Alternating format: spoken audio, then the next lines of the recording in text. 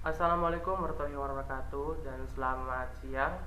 Oke, eh, kami dari kelompok 3 akan mempresentasikan materi tentang strategi pendekatan promosi kesehatan.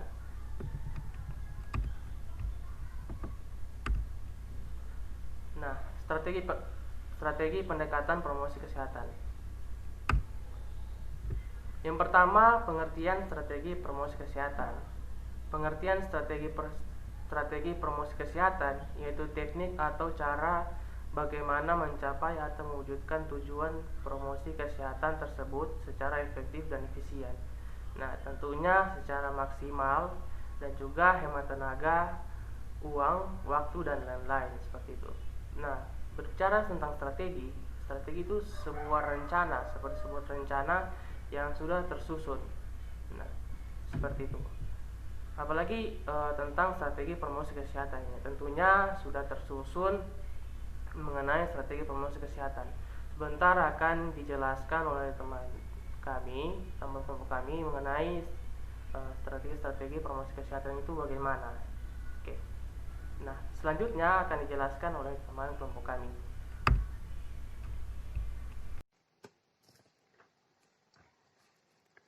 B. Strategi promosi kesehatan menurut WHO.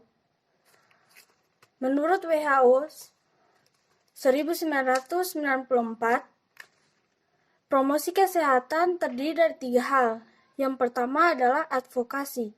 Advokasi adalah kegiatan pendekatan kepada para pembuat keputusan atau penentu kebijakan di berbagai sektor dan tingkat, sehingga para pejabat tersebut mau mendukung program kesehatan yang kita inginkan.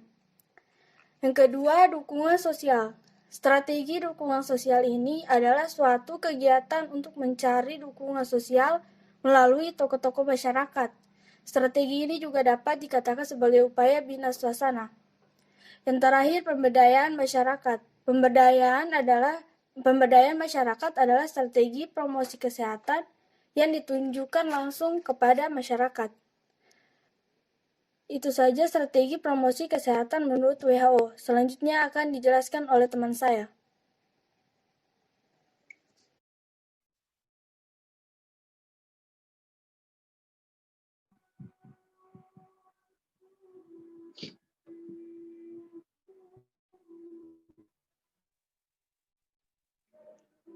Baiklah, saya akan melanjutkan materi kami, yaitu strategi promosi kesehatan menurut Piagam Ottawa.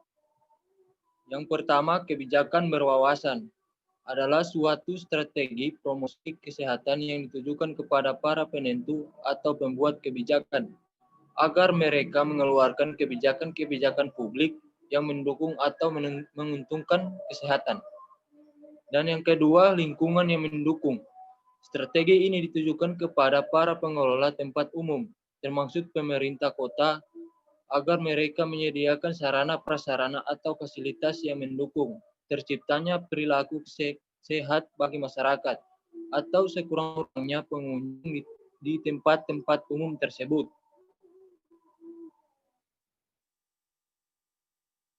Yang ketiga, penetrasi pelayanan kesehatan. Penyelenggaraan penyedia pelayanan adalah pemerintah dan swasta, dan masyarakat adalah sebagai pelayanan kesehatan.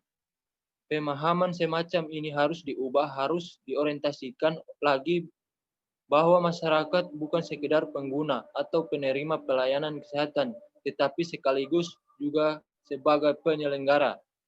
Yang keempat, keterampilan individu. Kesehatan masyarakat adalah kesehatan agregat yang terdiri dari individu, keluarga, dan kelompok.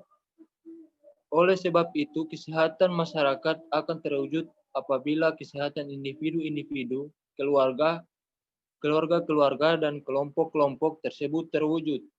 Dan kelima, gerakan masyarakat. Untuk mendukung perwujudan masyarakat yang mau dan mampu melihara dan meningkatkan kesehatannya, seperti tersebut, dan visi promosi kesehatan ini, maka di dalam masyarakat itu sendiri harus ada gerakan atau kegiatan-kegiatan untuk kesehatan. Baiklah, selanjutnya akan disampaikan oleh teman saya.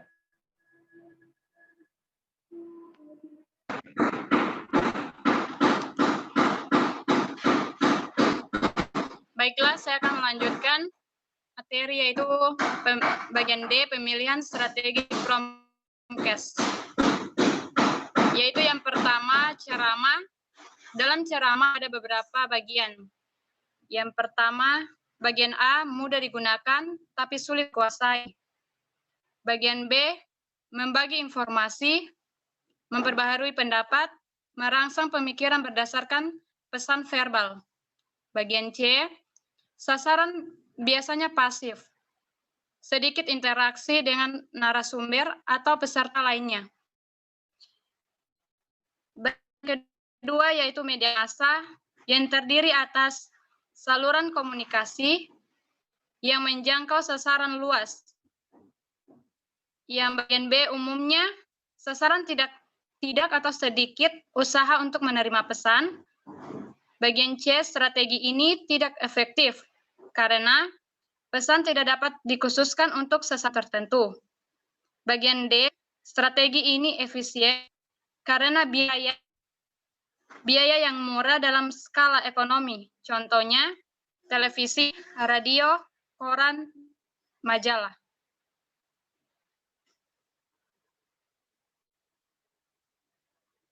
Yaitu bagian yang ketiga, instruksi individual. Bagian keempat, simulasi. Bagian kelima, modifikasi perilaku. Dan bagian yang terakhir yaitu bagian keenam, pengembangan masyarakat. Baiklah, materi selanjutnya akan dijelaskan oleh teman kelompok.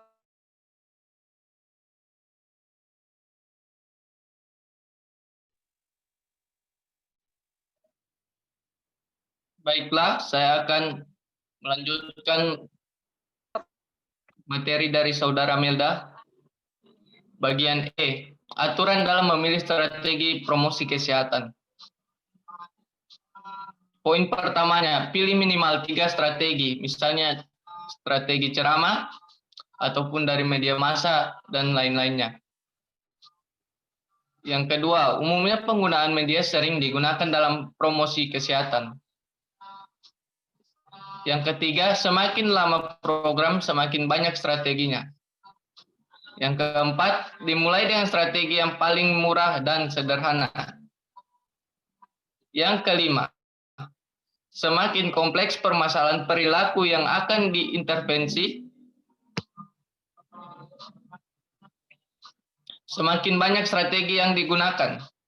Yang keenam, strategi yang mempengaruhi faktor predisposisi umumnya mempunyai efek yang sangat singkat. Ya, itulah tadi pemaparan materi dari kelompok kami. Saya kembalikan kepada Saudara Yunus.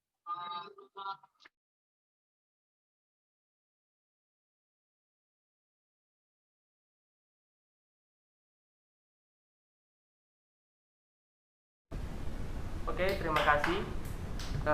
Itulah pemaparan materi kami, materi dari kelompok kami. Terima kasih jika ada salah kata maupun apapun itu yang tidak kami ketahui, mohon dimaafkan.